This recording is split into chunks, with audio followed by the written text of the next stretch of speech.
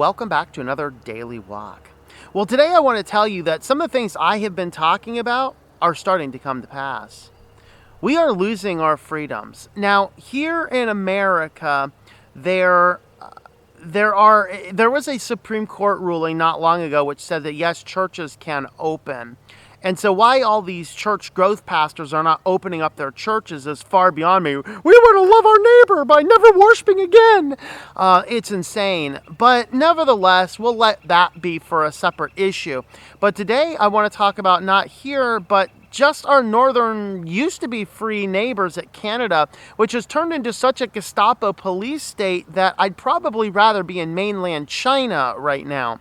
These guys are going under more lockdowns. They have all sorts of issues. Now, if you want to get a good idea of the general broad view, have a look at Viva Fry's law blog. He does a Viva on the Streets where he talks about, the cases and the numbers and the fact that none of this justifies the loss of freedoms. And in that country, if you get in there, you may get carted off and ordered in literally taken by force by a bunch of guns, to a country that doesn't want you to own guns. A bunch of people with guns will haul you on off to a place where you are supposed to quarantine, by the way, at your own expense. Figure this out. Their entire idea up there is to bankrupt everybody so they can come in. It basically go back and read what happened in Egypt during the 7 years of great feast and then 7 years of great famine under Joseph, when all of the people are like, just take everything we have and let us be your slaves. Just let us not perish. That is literally, it looks like what Canada's game plan is right now. But what we want to focus on is James Coates. Now, he is the pastor of Gracelife Church in Alberta. And he is a United States trained pastor. I'm not sure if he's from Canada or from the United States, but he was trained at John MacArthur's Master's Theological Seminary.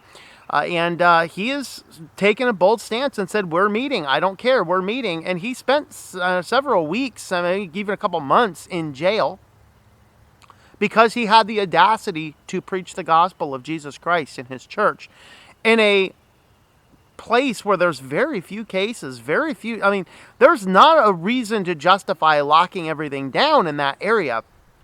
Well, after several weeks, several months of negotiation, they finally let him out. And then the very next week, they find that their church was completely locked up with fences. Now, some of the story here gets convoluted. Some people are saying, well, they busted down the fences and went and had church anyway. No, that's actually not what happened.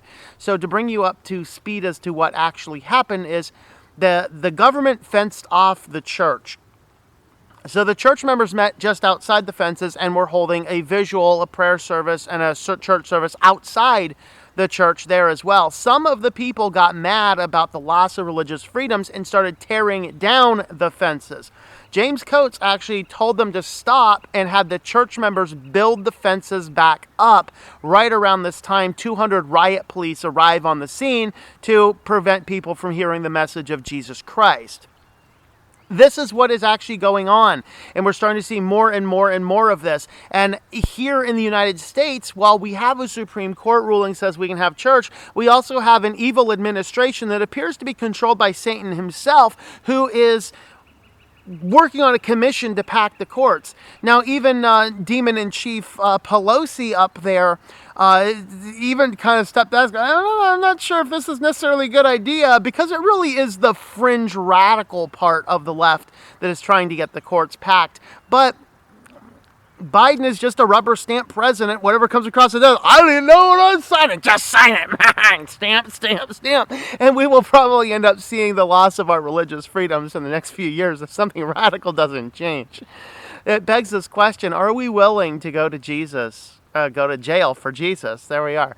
Are we willing to go to Jesus for jail too? I don't know. Some people find Jesus in jail. Some people go to jail for Jesus. Whatever. It's like down here in Penn State. You can go to Penn State this way. We can go to State Penn that way, So the point is this, that in what is supposed to be a very free nation, what was last year, maybe not last year at this time because of the insanity, what was 13, 14 months ago a free nation is now so militarized, so Gestapo, so locked down, people have lost about everything, and that seems to be what their goal is. This is a problem. This is exactly from that playbook, from in Genesis. Let's go ahead and have a look at that particular verse. I didn't even pull it up, but it's worth going to. So we're going to be in Genesis. So where we're at over here is in Genesis 47, and we're going to have a look at Genesis 47 from 13 to 19. And this seems to be what's going on in the minds of some of these governments. Now there was no food in all the land because the famine was very severe. So the land of Egypt and the land of Canaan languished because of the famine. Now in our case, we're not dealing with a famine. We're dealing with government-imposed restrictions that is preventing people from producing their own, way in this world. Their own money, their own food, their own whatever. So 14, Joseph gathered all the money that was found in the land of Egypt and the land of Canaan for the grain which was brought, and Joseph brought the money into Pharaoh's house. When the money was all spent in the land of Egypt and the land of Canaan, all the Egyptians came to Joseph and said, "Give us food. Why should we die in your presence? For our money is gone."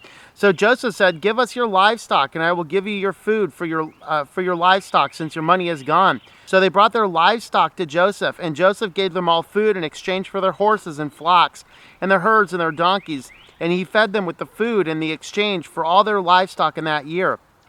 When the year was ended, they came next year and said, "We will not hide from our Lord. Our money is all spent. Our cattle are our Lord's. There's nothing left for my Lord except our bodies and our lands. Why should we die before your eyes, both we and our land? Buy us and our land for food, for we and our land will be slaves to Pharaoh. So give us seed that we may live and not die, and that the land may not be desolate." Verse 20, so Joseph bought all the land in Egypt for Pharaoh, for every Egyptian sold his field because the famine was severe upon them. Thus the land became Pharaoh's. And as for the people, he removed them to the cities from one end of Egypt's border to the other, and only the lands the priests he did not buy, for the priests had an allotment from Pharaoh, and they lived off the allotment which Pharaoh gave them. Therefore they did not sell their lands. Then Joseph said to the people, "Behold, today I have bought you and your lands for Pharaoh, and now here is seed for you, that you may go and sow the seed." And now, that is how slavery happened across the whole world. The same thing governments are doing.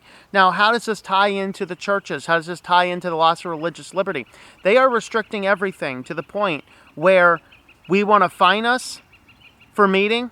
They want to fine us for going to church. They want to fine us for trying to do our job. They want to fine us for leaving our houses. We are nothing but their serfs. That's where the plan is. It turns out that Canada just didn't have the strength to stand against us, but this is actually the plan of the World Economic Forum. They sent a letter into some prime ministers up in Canada not long ago saying, "Hey, starve everybody out. We'll come in and offer to buy up everything, but they can never own anything again, and we'll basically take control of everything and provide them what they need." This is that welcome to 2030, I own nothing and I couldn't be happier. That's how this happens.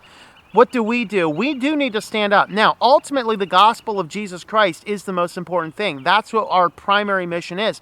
But at the same time, we do have to stand up on the basis of standing for religious liberty and take back the rest of the freedoms that we have as well. We have to stand up and start saying, no, give us evidence or give us liberty. There was an excellent discussion I saw Representative Jordan. I forget what's he in. Jordan, anyway, he's in the House or the Senate, one of the two, and he was talking to Fauci, and it's like, Fauci, when does this end? What is the marker when this ends? Well, when there's no more cases. It's like, no, we are experiencing loss of liberty. Now, here in America, we have a few factors that we're going to be a little bit more protected against this from the people in Canada. Nobody's going to go into a backwoods church here in the central middle of nowhere in America and try and take it over. You'll get shot and hung out in the back. Okay? That's kind of what'll happen. And the powers that be kind of know this, but what happens is we start to lose everything. We start to become complacent. We start to forget, and then we start focusing on the problems rather than focusing on our God. God is the one that needs focused on here. We need to keep focusing on that. We need to keep focusing on our religious liberties. We need to take James Coates' model and say, yes, I'm willing to go to jail for Jesus. No, I will not leave jail by signing away the Great Commission. That's really what it is. Stop doing the Great Commission as prescribed in Matthew 28 and you can come out of jail. He said, no. It's your modern day John Bunyan, right? John Bunyan, author of Pilgrim's Progress, his jail cell wasn't even locked. He said, I'm not renouncing my faith and leaving here. Thank you. I'll take my jail cell. And that's what James Coates did. He is a real modern day martyr, a real day hero. He's not a martyr yet at this point in time. But then they fence up his church. What do? They meet outside their church. That's the model. That's what we should be doing. These are the things to focus on. But our northern brothers, they are losing all their liberties. And this is a dangerous thing. We need to be praying for these worlds and these circumstances, in these situations. Those are the things that we need to do. We'll go ahead and leave this one here. This was probably a little bit more of a rambly daily walk, but I think hopefully it was a little bit useful. This is things I've been thinking about lately. Are we ready for persecution? Because it is coming sooner than you think. Be ready. Be ready. Get in those scriptures. Get in prayer. Get yourself your encrypted communication with God through prayer. With that, we'll leave it here. Thanks for watching, and I hope that you enjoy your daily walk in our Lord.